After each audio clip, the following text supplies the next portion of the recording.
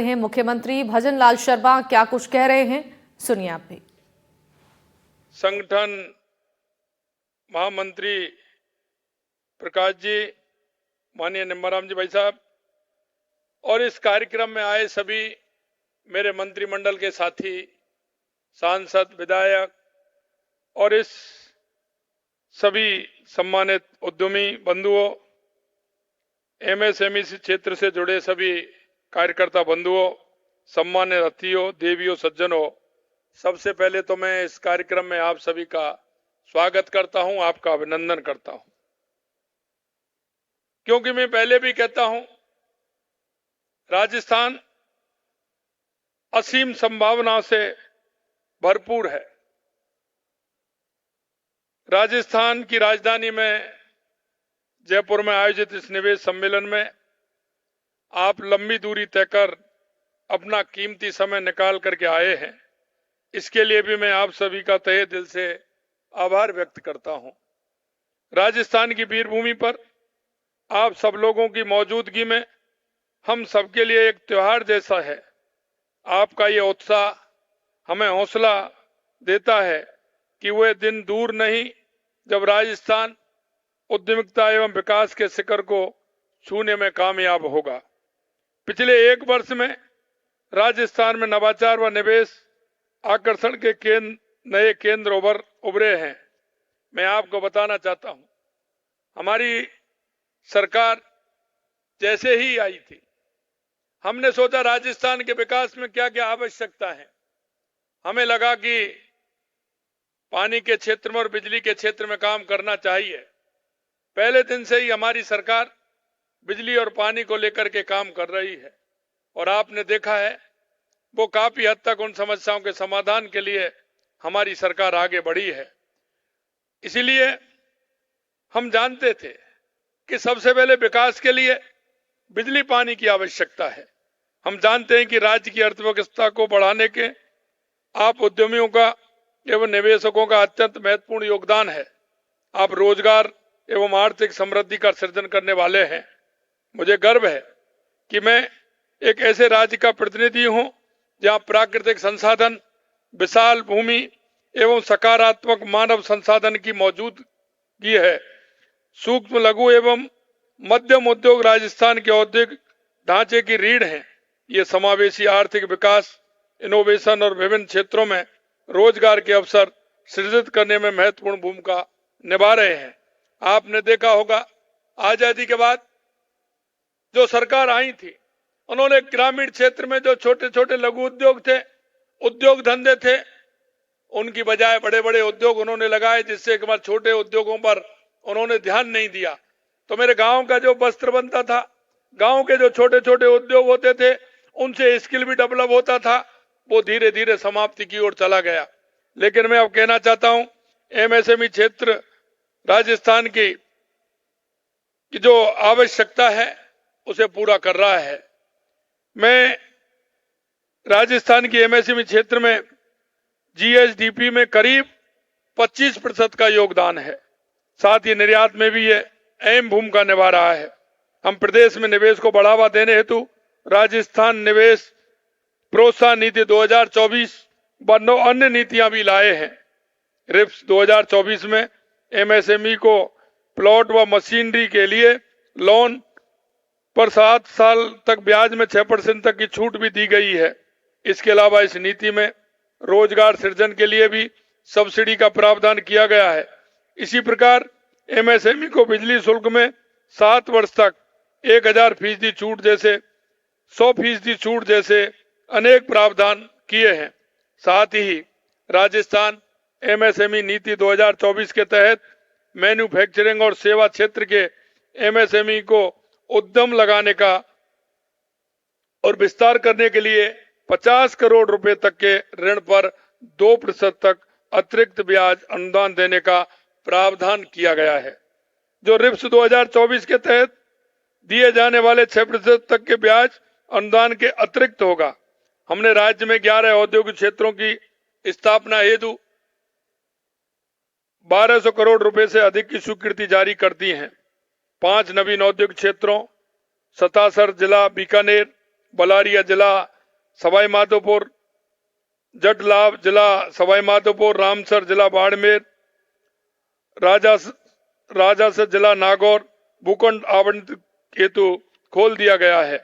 पिछले एक साल में रीको ने 8 औद्योगिक क्षेत्र बिचून जयपुर ग्रामीण, दुब्बी विदरका सवाई माधोपुर, चंडुवाल आबू रोड, झांग सेकंड जोधपुर, बबाई गणेश्वर नीमका थाना, पलारा विस्तार अजमेर एवं रामनगर थोप में बालोतरा में ये नियोजित किए गए हैं। राजस्थान की समृद्ध सांस्कृतिक विरासत को वैश्विक मंच पर लाने के लिए हम अगले 3 साल में जीआई टैग की संख्या को दोगुना करने के लिए प्रतिबद्ध हैं। जीआई टैग वाले उत्पादक गांव से ग्लोबल की तरफ बढ़ेंगे, जो हमारे प्रधानमंत्री जी के विकास भी और विरासत भी के विजन को साकार करेंगे। हमारी सरकार निर्यात वृद्धि सर्व समृद्धि में विश्वास करती है, जो निर्यातकों की समृद्धि और उनके सशक्तिकरण का केंद्रित है। हम राजस्थान को निर्यात संवर्धन नीति 2024 लेकर आए हैं। इसके मुख्यमंत्री निर्यात वृद्धि अभियान के तहत नए उद्यमियों को निर्यातक बनाने के लिए निर्यातक प्रक्रिया एवं दस्तावेजीकरण के हेतु वित्तीय सहायता दी जाएगी। एकीकृत क्लस्टर विकास योजना 2024 के माध्यम से हमने कच्चे माल के बैंक स्थापित कर हस्तशिल्पियों, बुनकरों और हथकरघा क्लस्टरों को वित्तीय सहायता प्रदान करने का प्रावधान भी हमने किया है। हम एक जिला एक उत्पादन नीति 2024 लागू कर वोकल फॉर लोकल को बढ़ावा दे रहे हैं। ये नीति हमारी पारंपरिक कला के संरक्षण और विकास में भी मददगार होगी।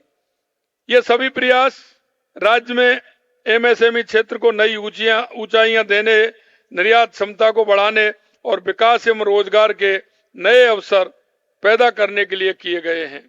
मैं आपको विश्वास दिलाता हूं, आश्वस्त भी करता हूं कि 53,000 किलोमीटर लंबी सड़कें, 9 ग्रीनफील्ड एक्सप्रेसवे और एक प्रगतिशील स्टार्टअप इकोसिस्टम के विकास के साथ राजस्थान को अगले 4 साल के भीतर एक प्रमुख आर्थिक और व्यावसायिक शक्ति के रूप में बदलने के लिए हम पूरी गंभीरता से और तेजी से काम कर रहे हैं।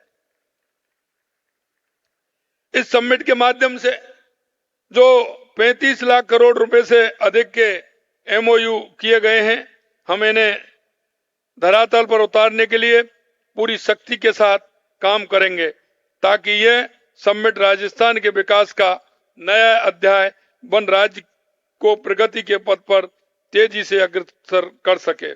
हमारे प्रयासों पर शक करने वाले लोगों को मैं कहना चाहता हूं, आदत बन गई है बिना वजह करने की तुम्हें शक। आदत बन गई है बिना वजह करने की तुम्हें शक। इस धरा पर जो उतरेगा उस पर होगा सबको एक दिन गर्व। मैं मंत्री परिषद के अपने साथियों, हमारे अधिकारियों एवं कर्मचारियों का आभार प्रकट करता हूं, जिन्होंने दिन रात एक कर कम समय में भी इस समिट के इस बृहद स्तर पर सफलतापूर्वक आयोजन में अहम भूमिका निभाई है। इस आयोजन को सफल बनाने वाली विभिन्न संस्थाओं, विशेषकर सीआईआई का भी मैं बहुत धन्यवाद देता हूं। देश और प्रदेश के सभी उद्यमियों और प्रवासी राजस्थानी भाई बहनों का भी हार्दिक धन्यवाद करता हूं, जिन्होंने न केवल इस समिट में भाग लिया, बल्कि राजस्थान में निवेश की संभावनाओं को नए आयाम दिए। समिट में आयोजित जितने भी हमारे सेंसस हुए हैं, मैं अपने अनुभव और ज्ञान साझा करने वाले विशेषज्ञों ने इस समिट को अद्वितीय बनाया है। उनके विचार, नए आइडियाज हमें राजस्थान के भविष्य को मजबूत और उज्जवल बनाने के लिए प्रेरित करेंगे। मैं आज के अवसर पर उनका भी आभार व्यक्त करता हूं, और जिन्होंने इन सेशन में भाग लिया है, जितने सेशंस में गए हैं, उनका भी आभार व्यक्त करता हूं। इस आयोजन में अपनी कड़ी मेहनत से सुंदरता और स्वच्छता बनाए रखने वाले स्वच्छता के सिपाहियों का भी मैं आभार प्रकट करता हूं। आज का शुभ दिन बहुत बड़ा आज का शुभ दिन है, क्योंकि आज गीता जयंती है और आज के दिन भगवान कृष्ण सुदर्शन चक्रधारी उस बंसी वाले ने गीता का ज्ञान, आज एकादशी भी है, बहुत बड़ा शुभ दिन है। आज गीता जयंती का भी दिन है। आज ही के दिन भगवान कृष्ण ने कुरुक्षेत्र में अर्जुन को उपदेश देकर कर्म की महत्ता को समझाया था। आप सभी को गीता जयंती के अवसर पर मेरी हार्दिक शुभकामनाएं। आइए हम सब मिलकर कर्म की ओर ध्यान देते हुए राजस्थान की नई ऊंचाइयों पर ले चलें। भगवान कृष्ण ने कहा है, कृष्ण वाणी यही ग्रंथ गीता बनी, कर्मा ज्ञान भक्ति त्रय सुपनीता बनी। कर्मा करना है बस में सभी के लिए, फल की चिंता नहीं यही सुदीक्षा बनी। इसलिए मैं कहना चाहता हूं कि आज का ये शुभ दिन है, शुभ अवसर है, और मैं ये भी कहना चाहता हूं कि ये 11 दिसंबर हमेशा जो हमारे एमओयू हुए हैं, अगली साल ही इनकी एग्जामिन करते हुए कितने हमारे धरा पर उतरे हैं, इसकी एग्जामिन भी और इसका हिसाब भी हम जनता को आने वाले 11 दिसंबर को देंगे। ये भी मैं आपको विश्वास दिलाता हूं।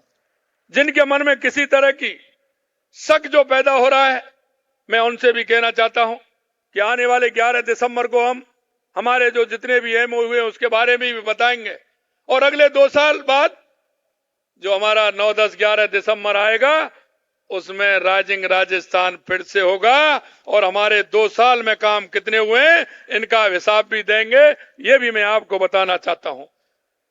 आइए हम सब मिलकर इस समिट का, यह समापन आयोजन का अंत नहीं है, बल्कि एक बेहतर और मजबूत राजस्थान बनाने की शुरुआत है। यही हमारी क्षमताओं, संभावनाओं और आकांक्षाओं को एक नई दिशा देने का कदम भी है।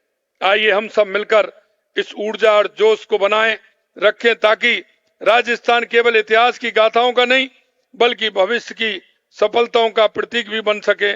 मैं अंत में एक बात और कहना चाहता हूं, ये परिंदे यूं जमीन पर बैठकर क्यों आसमान देखता है? ये परिंदे यूं जमीन पर बैठकर क्यों आसमान देखता है? पंखों को खोल, क्योंकि जमाना सिर्फ उड़ान देखता है। लहरों की तो फितरत ही है शोर मचाने की, लेकिन मंजिल उसी की होती है जो नजरों से तूफान देखता है।